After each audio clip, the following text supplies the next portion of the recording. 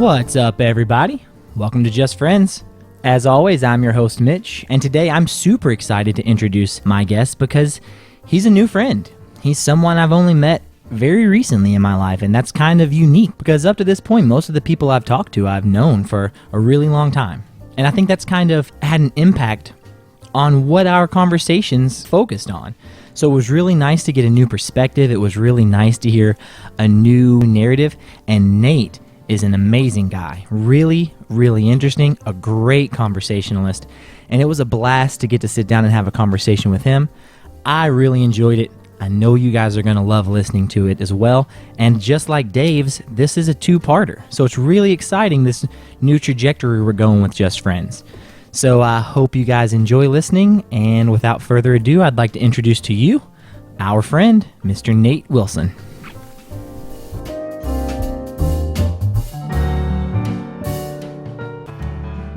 I like to have eye contact. Yeah. It's important for me. I feel like it'd be really weird if I was staring at like this TV instead of looking at you as I talk. All right, so full disclosure, this is our second attempt at a podcast. That's right. Attempt number 1 went beautifully, but due to some technical details, we were not able to get that first podcast up to a quality, so we're giving it another shot. And I think round 2 has potential to be even better than round 1, just because we've got practice at it now, so it's just a different thing. So your name is Nate, Mr. Nate Wilson, and we've been friends now for about, I think we agreed last time, less than a year. I'd say probably 8 months when I really think. Yeah, it's like 8 to 10 at most. Which is not a super long time, but I feel close to you. It's true.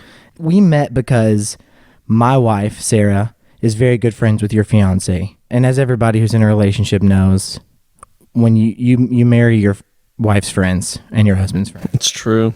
But we've had the chance to bond over the last few months. And I got a chance to learn a whole lot about you the last time we talked. And I want to talk about a lot of those things because you have a really interesting story. Just the whole process of you getting from where you started, which was in Ohio. So tell people about that. Tell people about your upbringing. Yeah, so I'm originally from Northeast Ohio, Yep. Canton, Ohio, where the Pro Football Hall of Fame is. It's pretty much what Canton's known for. Have you been to that? Have you been to the... I have been to the Pro Football Hall of Fame probably like 7 or 8 times. The other thing Canton's known for is pretty much poverty and crime. It's a pretty terrible area. But I grew up in Canton. Was not the best area, but my parents were super awesome, and they tried to get me kind of out of the danger areas. So we moved really, really far from there to an area called East Canton. Which sounds fancier to me. Yeah, it's true. But no, it's a much more rural area. It's only literally like 15 minutes from Canton. Oh, okay, gotcha. But suburby. Yeah, it wasn't even really suburby. It was much more like it skipped any sort of suburban feel and went straight to like cows and pigs and like chickens running across the road kind of feel. But it was cool because I was still close enough to where I grew up that it wasn't too crazy, but it was still, I didn't have like shootings 2 doors down or a drug deal right next door that could go bad at any second. So it was a good move for me. And, I was always kind of that person who thought I'd be in that Northeast Ohio section for kind of my entire life, but as we'll talk about more, that obviously has not been the case. Yeah, you felt very connected to your community and very connected to your family. You're the youngest of 3 brothers. That's right. So your older brother, Matt, is 10 years older, correct? Correct. And then your middle brother, John, I guess you would call him your middle brother, but he's still older to you. Yeah, he's the middle brother, though. And he's 7 years older. He's got that middle child syndrome a Does little he? bit. A little bit, but not too bad. I love John. But those are significant differences. Those are significant age gaps. Yeah. Is there an interesting story about why you were so late? So, it's kind of full disclosure. We didn't actually even hit on this the first time we tried it. When I have my oldest brother, who's 10 years, and then John, 7 years, like we just said. And then between what John and I would be, I actually had a sister. Oh, wow. And she passed away when she was 2 weeks old. Oh, that's so sad. So she was born like right in between. So she'd be like 3 or 4 years older than me. But she was born with a lot of birth defects. Didn't think she would make it very long. Like I said, she was really only alive for about 2 weeks or so. And I've always had one of those kind of like weird feelings that my parents have been very open that they wanted a daughter. And then I pop out on my son. But they were just pumped I was healthy. But it's always been one of those things where they've been very clear with me the entire time I've grown up that, if Brittany, would have been my sister, like if she would have lived, we were done having kids. So it's like, it's kind of that mixed feeling like, hey, I obviously wish I had an older sister, but if I had an older sister, I wouldn't exist. So it's a little bit crazy. But that's really interesting. What was the dynamic being, because I'm an older brother, I have a younger sister, and so I don't even know if we had the most traditional older brother, younger sister dynamic coming up because we were really close, but what's the dynamic of being the youngest sibling and then all boys with such big gap between you and your older brothers? Man, everything was like competitive from the time I was born. That makes sense. Like boys. My oldest brother, Matt, he's 10 years older than me. He and I have been so competitive our entire lives. Like, although we're separated by 10 years, I feel like we kind of always have benchmarked our successes, what we've strived to be kind of off of each other. I remember like when I was in elementary school, I tried to get into this high ability program because my older brother Matt was in it. And like I wanted to be just like how he was. And meanwhile, my other brother, John, he did not get into the high ability program. So he was, however, I still think he's probably the smartest one in the entire family. But he was always like kind of more of my like protector because Matt and John kind of had a tumultuous relationship growing up. They were always at each other's throats. They were close, right? 3 years apart? Like 2.5, 3 years. So they're pretty close in age. So Matt would always try to pick on me, try to be that older brother who's just kind of always trying to find a way to get under my skin, while John was the one who would pop in and try to protect me. And it really lasted that way my entire life. Like to this day, it's still that same sort of thing. Matt's the only person on this planet who can get under my skin, can make me want to just... I'm normally a cool, calm, collected individual, but he's the only person who I've ever hung up the phone on. Hot under the collar. Yeah. So, and John's always been kind of my protector to try to keep Matt from doing that to me. Mm-hmm. That's interesting how different people can just bring out different sides of who you are as a person, bring out different parts of your personality. So you came up, youngest of three brothers, really competitive with your older brother, had like a more of a protective relationship with your middle brother, and that lasted all the way through high school. What was your high school experience like in Ohio?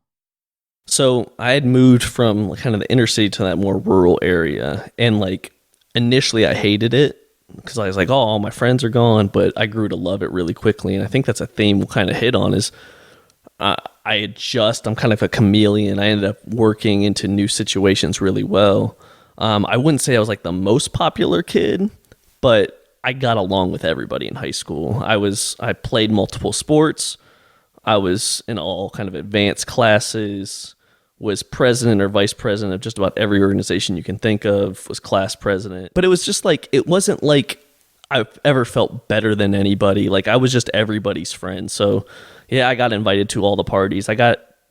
People wanted to be around me because I was always really kind of positive with everyone else. And I tried to include everybody. Like I was never someone who was very cliquey. So I had friends in all different kind of cliques, as you could say, although we didn't really have a ton where we were from. And that's the thing that I noticed about you when I met you. We talked about this. The first real memory, the first time that I met you, I believe I met you here in your home, which is where we are now. That's probably right. I came over with Sarah. I think it may have been a New Year's Eve party. And that was the first time that we met, and we got here early before everyone else showed up, and you and I chatted. But the first real memory I have, like where I really was getting to know you, was at my wedding. You were there. You were very helpful, very engaged, and you like you said, you're kind of like you described yourself as a chameleon. I just saw you as a person who was able to comfortably fit into the situation that we were currently having. And immediately you were cracking jokes with my friends. Everybody was getting along. And it was very obvious right away, this guy can hang with people whom I appreciate. So he's bought his way into this group. Yeah. So you feel like that's something you're good at. Yeah, and like I said, I'm sure we can talk about that more. It's something that I've had to do over time. I've lived in a lot of different places. I think in the last probably 6-7 years, I've probably lived in 4 or 5 different cities across 3 different states. So if you want to have any sort of social life, you have to learn to adjust. And it's kind of funny that you talked about your wedding. Like, you talked about how you become friends with your significant other's friends. And I remember Kayla came home and was like, oh, by the way, I kind of voluntold that you're going to help set up for Mitch's wedding. And I was like, oh, okay, that's fine. But it was really cool because that's where I got to meet you a little bit more in a different dynamic. I got to meet a lot of the friends who you've actually had on the podcast. So it's like, oh my gosh, I know who these people are as you're talking about them, because I'm a huge fan, been listening to every episode, usually some of them multiple times. And I'm like, oh, I met that person. That person was really cool at the wedding. And, yeah, it's definitely, I think, one of the big things that I've learned over time is how to fit into social situations where I may not have felt the most comfortable at first when I was younger. But if when you bounce around to different cities and things, like I said, you'll just become a very much a lonely person if you don't have those skills. And that's one thing. I've always been a very social person, wanted to get to know people. So after high school, Kent State. Yeah, I went to Kent State University. And what was the decision-making process there? Why'd you choose Kent State? So Kent State was about 40 minutes from where I was from. Makes sense. I had 2 different schools going back and forth deciding how much scholarship money they wanted to give me. Kent ended up coming in quite a bit better, which was cool. So my undergrad was almost completely paid for between different scholarships, which was awesome. But it was nice because, like I said, I've always been kind of more of a family-oriented person, and my immediate family, almost all of my cousins, my only living grandparent, everybody who I was kind of close to growing up is all in that Northeast Ohio area, and pretty much like a 2 to 3 county area. So for me to pick a school that was in that same general location made a lot of sense, especially when I was going to get that schooling with most of my college paid for. Also, they provided the education that I needed to get into physical therapy school, which at the time is what I thought I wanted to do. So they had the program you were looking for. They were close. And it sounds like they had everything you wanted. Yeah. Now, did you commute because you were so close, or did you live on campus? No, I lived on campus. Nice. That's a smart move. Oh, man. There's no way I could have commuted. I wanted to have the full college experience. Yeah. And that's the one thing, like, I could not have imagined if I'd have commuted to school, because having that full college experience was, I think, super instrumental. And kind of like what I talked about, kind of that being that chameleon, that's the first real opportunity to say, hey, I don't know a lot of these people, but to make friends, I have to learn to interact with them in some sort of social setting. And I learned a lot of that at Kent State. That makes a lot of sense, because it was the first time you were outside of your box, first time you were interacting with people that you hadn't known for a long time. Yeah. And you had a chance to reinvent who you were. Yeah. I commuted in college and it sucked, but you really valued that true college experience. What does that mean to you? I think you kind of hit on some of it already. It's the realization that it separates you from what you're used to. If you're still living at home, you're going to be stuck in a lot of the same routines you may have been in for years. But by being placed into that kind of that college campus setting, you're going to have to learn to make new friends, because my friends, they went all over, or they may have stayed in East Canton, but like I didn't have constant interaction with them. Meanwhile, the friends that I made in college, I could just open up my dorm room door, have 5-6 different people in and out that I would see on an everyday basis. And it wouldn't always be the same 5 to 6 people, but I tried to be social. I tried to interact with people. I ended up becoming an RA because I really liked the community feel of what was going on. And it was just something that I really valued at Kent, is that it was a bit of a party school. So yeah, I could go to the fraternity houses and do the stuff that I maybe shouldn't have been doing, but it also taught me a lot in kind of a safe area, because it was still close enough to home that if something happened, I'm still within an hour drive to be able to see everybody that really could take care of me. And you still got that safety net. Hey guys, we'll get back to Just Friends in just a second. But first, are there any inspiring musicians out there? You guys might not know this about me, but I've been an aspiring musician since I was 16 years old. And besides talent, the only thing I was really missing was access to professional quality sound equipment and the knowledge of how to use it. If only Black Smoke Studios would have existed back then, my dreams of being a rock star could have come true. But it isn't too late for you. Black Smoke Studios is a professional recording studio located here in the south end of Louisville, and it's owned and operated by my good friend Jeff Baxter. I've played music with Jeff for years, and let me tell you, he's a talented son of a bitch. He plays every instrument I play except better, and on top of that, he is a very knowledgeable sound engineer.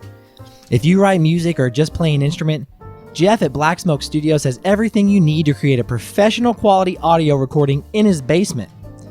It's amazing. He has a vocal booth and all these fancy microphones. I sang karaoke there at his birthday party last year, and I felt like Adele. It was amazing. But that isn't all, because Black Smoke Studios does music production. So if you play guitar, but you dream of your song with a drum track or keys, Black Smoke Studios can make that dream a reality.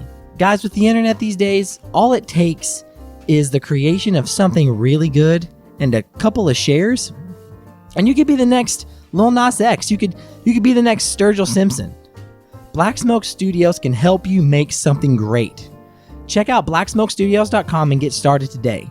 Everything you need is right there. It's blacksmokestudios.com. Everything you need to create a professional quality music production all in one basement. That's blacksmokestudios.com. blacksmokestudios.com. All right, guys, if you're ready, let's get back to the show.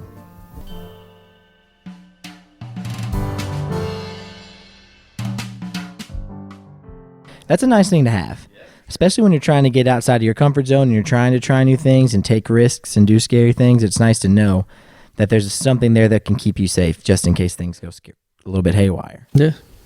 Do you have any fun RA stories from being an RA? Because I've heard a lot of people talk about how that's just a really crazy experience. I'll be honest, I was a terrible RA. I think I wrote up fortunately, I was in the honors college. Okay. So like I had good kids that I was watching over for the most part. And when you say kids, you're what, like 3 years older than these kids? I'm like 2 years older than them. Like I'm like 20, they're like 18. Close. So it's a big. Actually, that's a two pretty influential years in college. Yeah, you know? but it's one of those things where it's like I had people who wanted to be there. A lot of them were like trying to get into med school or doing like really big things. So the vast majority of them were really trying not to screw up. So I was an RA for 2 years. I think I wrote up like 3 or 4 people total. Meanwhile, I had other RAs in the other areas who were writing up 3 to 4 people a night. Sounds like you were an awesome RA. I think a lot of people would describe me that way, but I let a lot of stuff go. I was a reasonable person. Mm-hmm. Usually if you just weren't being an asshole, you were fine. But we had one that I did have to write up. Oh, and I was so pissed off about it. Someone took like one of the big milk jugs. I don't even remember exactly what size it was, but they had tipped it on someone's door, and it was like spoiled, nasty milk. They knocked on the door, they opened the door, and the milk like spread out everywhere. And on the milk jug, there was like a homophobic slur. Oh, just what about cruelty? I was like, you want to talk about like a terrible person. So that when I figured out who did that, I happily wrote them up, and I don't mind doing that. Like if you're gonna be like that terrible of a person, you deserve to be written up. Sounds like you're a killer RA. Honestly. But yeah, I probably let go way more than I should have. But again, it was all about kind of a respect thing. If people were respectful about what they were doing, were not trying to just blatantly be assholes, I usually let them go, give them a warning. Hey, I saw this. I'm going to come back in 15 minutes. If it's gone, you're fine. If it's not, we got issues, and it'd be gone every time. Well, that's just a cool person. I feel like your bosses, though, might have described you as a bad RA, depending on exactly. The school administrators might not have approved. Yeah, but it all worked out. Everyone was always safe, so it was fine. So your undergrad was in like health, right? Like healthcare. Yeah. So I was trying to get into physical therapy school, and my degree was in something called integrated health studies, which is kind of a bullshit undergrad degree that's designed to get you into whatever grad program in healthcare you want. So I could have gone to med school, physical therapy school, dental school, whatever. But I always wanted to be a physical therapist. That was kind of the end game goal for 18 to 21-year-old Nate. Where do you think that came from? When did that start? It was probably around the end of high school. I had to figure out something. You had to make a decision because and I had shadowed like in physical therapy clinics, and I always was in sports and stuff. So like helping rehab injuries, something that interests me. I liked interacting with people, so I thought that might be a good fit. But I then ended up getting into physical therapy school, which is super competitive, and went to a school called Walsh University in Ohio, which is in North Canton, Ohio, so even closer to where I'm from. As you can see, I didn't really want to leave, apparently. And I was there. I had a graduate assistantship that was helping pay for this school.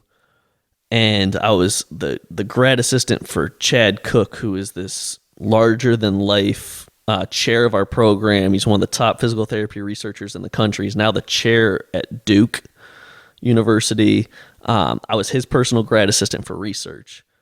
And I hated every second of it. I was miserable. I remember being so stressed out with everything. And it was about 3 months into it. I went and talked to Chad Cook and was like, hey, you know what? I have straight A's. I'm pretty sure I had straight A's at the time. But I was like, but I am absolutely miserable. And I withdrew from physical therapy school. And I did it with no plan. That's wild. Which is crazy because this is what I've been fighting for. It's what I try to get into school for.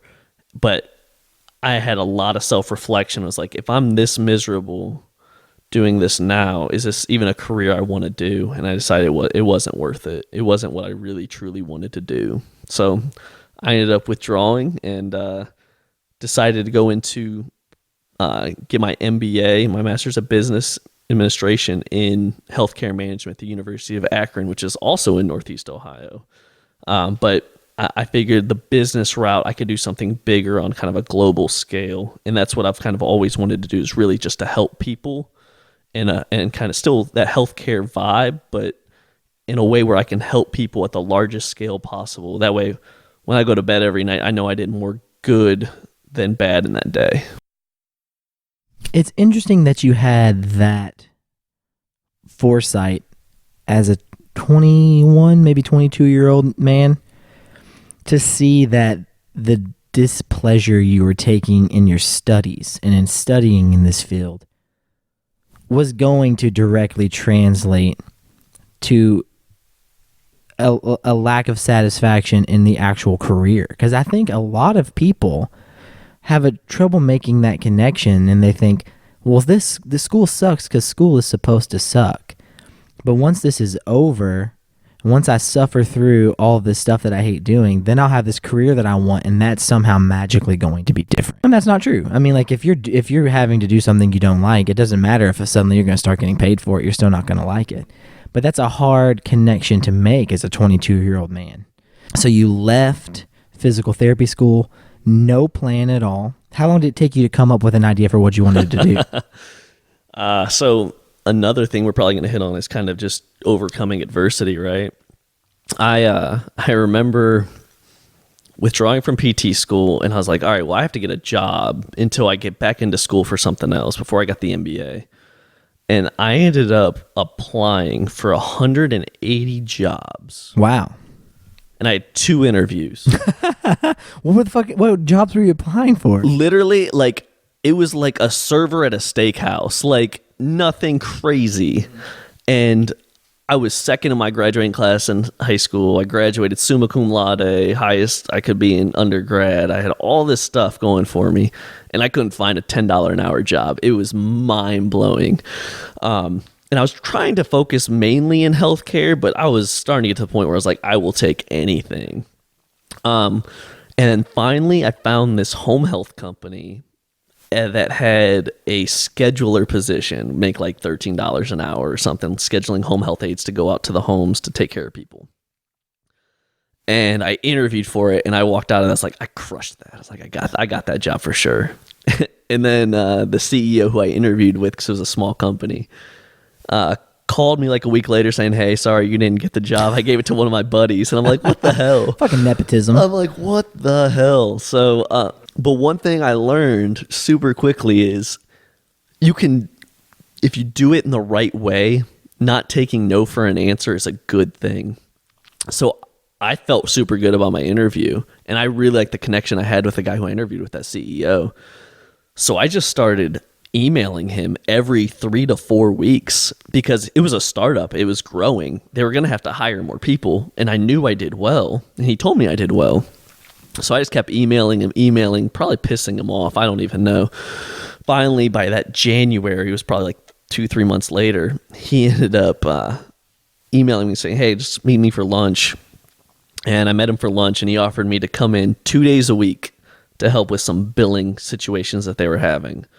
And I didn't know the first thing about billing, but I'm someone who tries to learn really quickly. So I go in and recover a shitload of money that they had kind of left on the table, that their billing person just wasn't doing right, and immediately got promoted to kind of be like a management trainee. He created a position for me. And then I helped re-implement a system that had issues. So then I got promoted 3 months after that. At this point, I'd started in my MBA program. So I was going to school full-time. I was working full-time. So my days would start at 6:30 in the morning. I get home at 11 o'clock at night and do homework. And it was a really transformative period in my life because all I felt like I did was work in school. But I worked my ass off. I ended up getting 3 or 4 promotions in a year. And I knew that I was kind of getting at a point that I was like, okay, I'm finally learning what business looks like in the healthcare world while my schooling is kind of coming to its end. And that's when I kind of decided, hey, what I'm doing in home health is great, but I wanted to kind of focus more on healthcare that I could see results. So I ended up reaching out to like the top 10 nursing home companies in the country about something called an AIT. It's an administrator in training program. 3 of them got back to me, and I ended up joining one called Signature Healthcare, which is based in Louisville, where we are now, and ended up joining them, leaving Ohio after I graduated with my MBA, and that actually led me to an area that I never thought I'd be. When I accepted the position, they threw me in Cookeville, Tennessee, this rural town between Knoxville and Nashville, away from all of my friends, my family, and it was a very different time in my life that I never thought I would ever be in, because I thought for sure I'd be in that Northeast Ohio area forever. But I made that decision. You know what? My career is where I want to focus on, and that's what I ended up doing.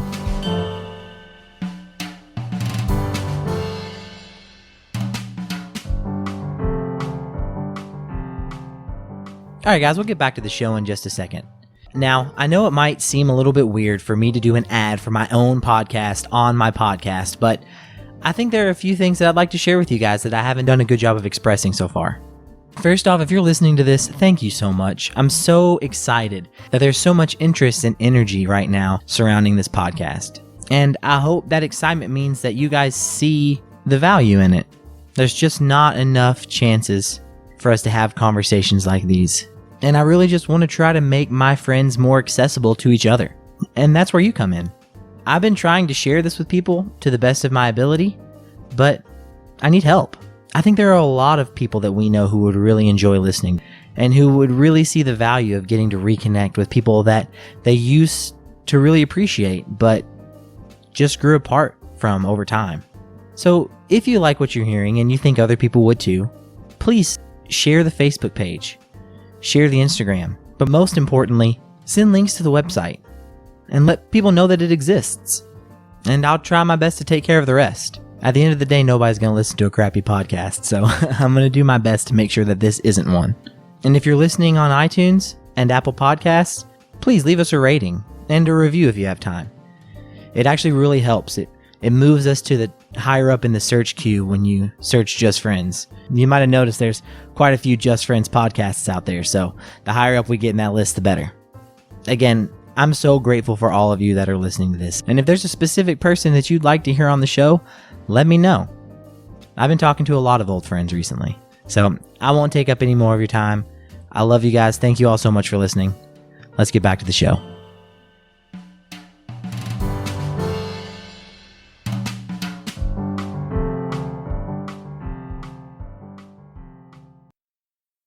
And that's interesting because I feel like in our the previous conversation we had, I kind of got a different perspective on that. Yeah. You finished your graduate degree. You got an MBA. Was it specifically in healthcare business administration? So, it's MBA, and then it had a concentration in healthcare management. And that was at the University of Akron. Yeah, correct. Also in Ohio. Yeah. So there is a theme. I think that makes sense. It's very hard, especially as a young person, to be aware that putting yourself in positions that make you uncomfortable is going to be a good thing for you. And it makes sense to stay close to the familiar. So I'm not surprised that you didn't want to leave Ohio. And the way you just described it, you graduated with your MBA, you reached out to this company, and you kind of got some traction, and they sent you to Cookeville, Tennessee. But I know that there was also different influences in your life at the time. So what else was going on in your life at this time? So this is the other big piece. And it was the reason why I ended up accepting that position, really, more than anything, is I had met a girl in PT school. The brief time that I was there, and I started dating her, and things were going really well. And she was someone who didn't want to stay in Ohio. She wanted to go explore, go to new areas. So maybe that had started kind of those thoughts had started popping in my head. I don't know if it was self or more kind of her ideas coming on to me. When you're young and in a relationship, it's hard to tell. Yeah, it's exactly. hard. It is hard, right? Even now, that's part of what a relationship is. It's kind of the blending of two minds.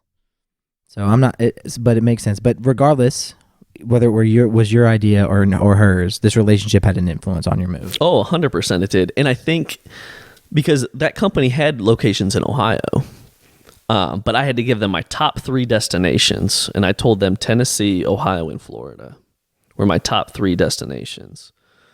And they put me in Tennessee. That's a weird choice, man. I get Ohio. Ohio makes sense. Tennessee, I don't know a single person who's ever even been to Tennessee who didn't go to Gatlinburg or Nashville who even wanted to go back other than you. So I'd been to Gatlinburg and Nashville, and I thought both towns were really cool. That and there's no state income tax. Okay, well, that's actually, okay, now that makes more sense. Yeah. Why Florida? Florida is, I think, in the media portrayed as the craziest and scariest place to live in the entire world. Yeah, and it probably is, but man, the thought of just waking up and going out on a beach sounded really cool. Now I'm in your head, so now I get it. That was just I didn't really want to go to Florida, but if I had to go somewhere else that's not like Ohio or even Tennessee, it's not a bad spot. And you were already stepping outside of the box, so California or Hawaii were just big. Yeah, like the company had the most locations in Tennessee, Kentucky, and Florida. Those were their 3 biggest states. Makes sense. So by me saying Tennessee and Florida, it actually probably helped my chances more than anything. Gotcha. And then I end up in Kentucky, so it's kind of crazy. So now I'm with you now. I get it now. That's why you chose those 3 places, and you ended up in Cookeville, Tennessee. That's right. What was Cookeville like? So Cookeville, I'm very fond of Cookeville. Like, I feel like Cookeville might get a bad rap here and there, but it's like it's a small town. I don't even know the number of people, probably like 15, 20,000 people. But it's one of the fastest growing cities in Tennessee. It's, like I said, it's on the major highway that connects Nashville and Knoxville, about halfway between the two. And there's beautiful hiking all around it. Burgess Falls, Cummins Falls. If any of you have ever been there, you know what I'm talking about. They're gorgeous places to just go do amazing hikes. At Cummins Falls, you can swim in waterfalls with tons of people. It's a lot of fun. It's a college town. It's where Tennessee Tech University is. It's not a huge school, but like when school's in session, when school's not in session, literally the town, like it's like a third of the population. So Cookeville's a little bit of a college town. It is a little bit of a college town, but it's a fun little city, and people take care of each other. Super helpful people. That's what you've described it to me. I think you fell in love with the community that you became a member of in Cookeville as much as you loved the city. Yeah, like when I moved to Cookeville, I ended up posting something on the Cookeville subreddit, which only like 3 people are on. There might be like 7, I don't even know. But I posted that, hey, I was looking to get an apartment there, and this random guy was like, yeah, I'll help you out. And I'm like, I don't know who the hell this guy is, but sure. And he offered to go around and take pictures of these different apartments, tell me about the area, because he'd only been there for a year. He was this guy from Louisiana. I'm like, what in the hell is this guy doing? It's like, he's probably going to try to harvest my organs or something. What was his username on Reddit? It was something so weird. Oh, we're going to get you some gold, bro. We're going to get you some Reddit gold. Oh, my God. I have to look it up. We'll figure it out. It was something related to some sort of Tigers or something, because he went to LSU. So gotcha. Cool. I don't remember exactly, but it's my buddy Dusty. So I show up in Cookeville. I end up picking this apartment or this townhouse kind of thing because of what he had sent me pictures of. It actually was the same landlord that he had, but it was a different area. The day I moved in, met up with him, got drinks. We've been super good friends ever since. I'm actually going to go spend the night at his house next week. I'm going to go down to Chattanooga. We're going to talk about that, how I moved to like near Chattanooga. He moved with me. Oh, really? He's just one of those like really cool guys. I think having him there was a huge piece because you learn to make friends in very different ways. And I ended up making a friend by making an obscure post on Reddit with Dusty. And I've met friends so many different ways. And I think that's one thing that, like I said, you have to kind of be a chameleon, adjust to the situation, to be open and willing to listen to people who are coming at you from avenues that you never thought possible, because you never know when those people could really bring a lot of value to you, and you can bring a lot of value to them as well. And Dusty brought a lot of value to your life almost immediately, because you described to me like the way that he took pictures of the area that you were going to be in and sent them to you. Like he really invested in that. Without knowing anything about me, which is crazy. Some people are just amazing that way. Yeah. So how long were you in Cookeville? I was in Cookeville for probably a little over a year or so, roughly. I kind of split because I was in Cookeville for about 3/4 of a year. And then I finished my training to be an administrator because I was in that administrator and training program.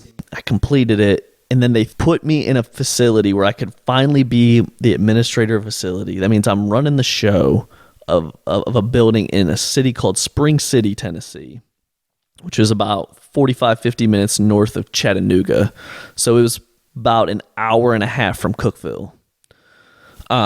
So I decided, you know what, I'm going to move closer to Chattanooga because it makes more sense. It's on the same time zone. Cookeville's in Central Time. The building that I was working in Eastern.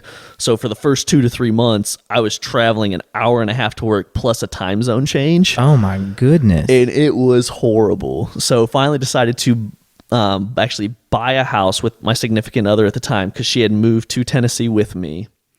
And at that time we got engaged. We were engaged. We just bought our first house together. I was the administrator of a new facility that was doing really well. I finally felt like, hey, I figured out life. Like I have everything that we had a dog and a cat, and we had this land that kind of overlooked like mountains off of our back deck. It was gorgeous. It was awesome. I was like, oh my gosh, I have life figured out. Here I am, a 25-year-old CEO of a facility. I have a significant other. I have everything that I thought I could ever want at that moment. And then everything just went to hell. Mm-hmm. In a handbasket, as they say. That's how life will do that to you, won't it? Yeah. It will kick you square in the teeth over and over again. So I don't want to pry, and I don't want to push too much into that. That's but all right. You can talk about what happened there. But basically, that relationship came to an end, an unexpected end. Yeah, I ended up finding out some really, really shady stuff. And I had been in my facility in Spring City for almost 2 years at that time. So total time in Tennessee, I'd been there for about 3 years. I had gotten married at this point. It's about a year after getting married, and I just found out some really, really terrible information about my significant other. And there were communication issues that may have led to it. There were that's how a lot of this stuff is, right? It's breakdown of communication. It's just a lot of factors that go into it, right? 2 young people turning into 2 different young people. That's right. And I knew I had to get out of Tennessee because there's no way, while I had friends in this Chattanooga area, I knew my support system. I had to go towards my support system, right? So my plan was, you know what? I'm going to turn in my notice, work my 30 days out, get out of Tennessee, get a divorce, and go back to what's comfortable. Go back to Northeast Ohio. It's where I'm from. It's where all my support really felt like it was at the time. And wait, let me ask you, before you went to Tennessee, how did your family feel about the move? How did they feel about your relationship with this young lady before it came to this? Honestly, they were always super supportive. And like, although we were a very like nuclear family, right? Like we were all together. They could tell I wanted to do big things, and they knew that I had a personality that wasn't going to stop until I achieved it. So they were always very supportive, and honestly, they liked my ex. They went pretty well. So you were going home to a really receptive and really supportive. Yeah. Okay, great. I mean, they told me anything that you need. My one brother, when everything went down, I mean, he drove. It's about a 10-hour drive. He just drove down just to be with me for a few days. Yeah, my brother John, he's my protector, right? Like, I've always had a really good family support system. No matter what I've wanted to do, for the most part, they've been super supportive. But what happened in this situation is my career threw me a little bit of a curveball, because I was planning on going back to Ohio.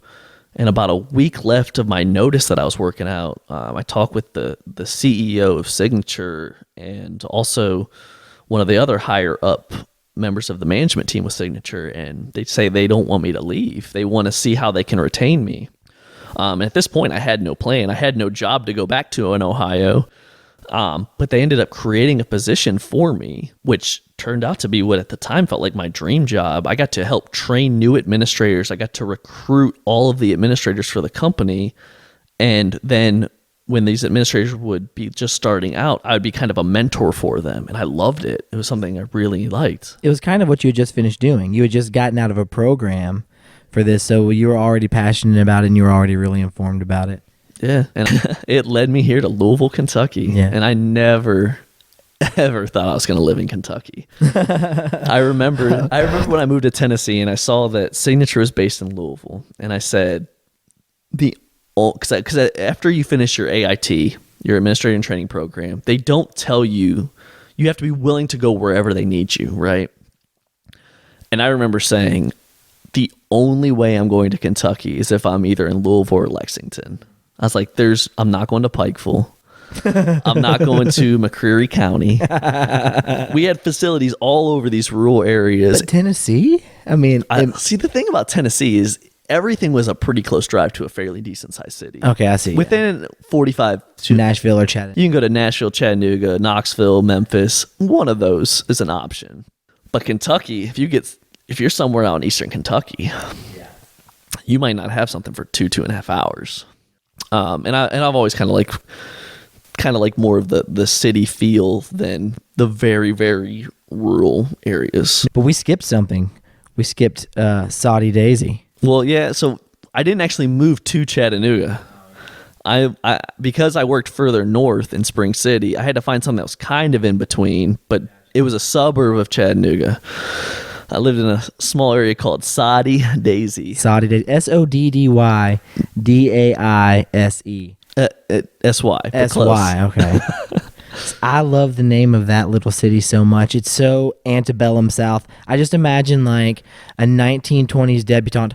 Saudi Daisy. This is my friend Saudi Daisy. Saudi Daisy. But the thing is, Saudi Daisy, it's a cool little area. I mean, because it's just outside of Chattanooga enough that there's, again, like the hiking, there's the Saudi Creek, there's like a Saudi River type thing. Like there's a lot of really cool, there's the Blue Hole and I don't know, there's probably like 30 different names for these different things.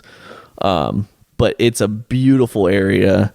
It's still kind of rural, but still, like I was 20 minutes outside of downtown Chattanooga, so it was a nice kind of mix between the two. Full disclosure, I've never been to Chattanooga. It's an amazing city. I'm gonna try to get over there. You should. It's such a good city.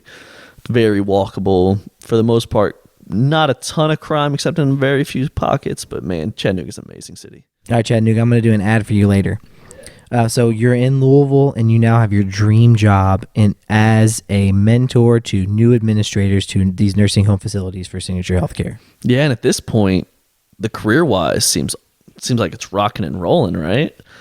This was about 5 months after I moved to Louisville. I remember getting on a conference call, and they were talking about some of these new positions that were opening up and how they're reconsolidating a lot of things. And I kept looking at like the flow charts on this conference call, and I quickly realized like my position didn't exist on these flow charts. I'm like, okay, is something about to happen? Like, am I going to be working in a different department? Like, what's going on? And I had a one-on-one scheduled for right after the conference call with my boss. Actually, my boss's boss. And I remember the conference call ended, and I go upstairs, and she was like, yeah, this means probably what you're thinking it means. We're actually going to have to eliminate your position, and we can work out a severance package for you, or you can take any open administrator position in the company. And I'm like, oh my gosh, what in the world? Like, it's not that I didn't want to be in a facility taking care of people anymore, because I did enjoy it, but it's not what I was really enjoying at the time. And also, it was kind of a step back. Exactly. When like, which sucks to think about. And I'll be honest, I went from a position where I was making at the home health company $10 an hour to probably 7 promotions in 5 years to making 6 figures. And like, for the first time, I'm getting slapped backwards. And that was hard. And you were dealing with the end of a marriage. You were going through a divorce. I mean, like, where were you at mentally and emotionally during that time? So this was May of that year. And at that time, I was actually trying to reconcile things. Oh, with your ex? With my ex. I was saying, hey, like, I had gone back and forth on this. I was trying to see where this could go. How much time had passed since you had found out what had happened? About 7 months. Okay. So it was about 7 months afterwards. And I was trying to reconcile things. And we had made the decision she was going to move from Tennessee to Louisville to be with me. Oh, wow. And we were going to call off the divorce. And I was going to try to make things work.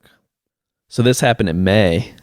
Come August, so I'd only been now working as an administrator, because I ended up taking an administrator position just outside of Louisville. I'd only been working for a couple months and decided, you know what, we're going to buy a house here in Louisville, because I was living in the Highlands in an apartment before then. And it didn't always feel like she really wanted to come here. You could always tell there was something else going on. But she moved in, and that weekend I ended up getting a message from somebody, and I found out more information of even more shadiness and more stuff that I just didn't feel comfortable with.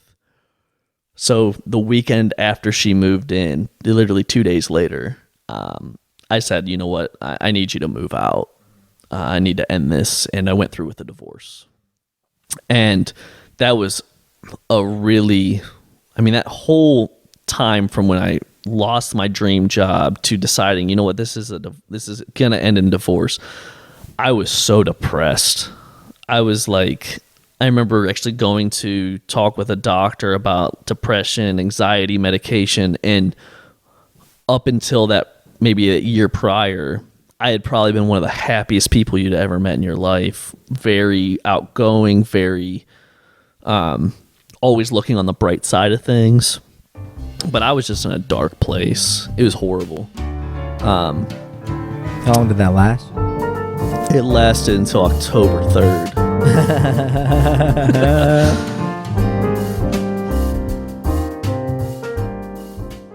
All right, so that's it for part 1 of Mr. Nate Wilson.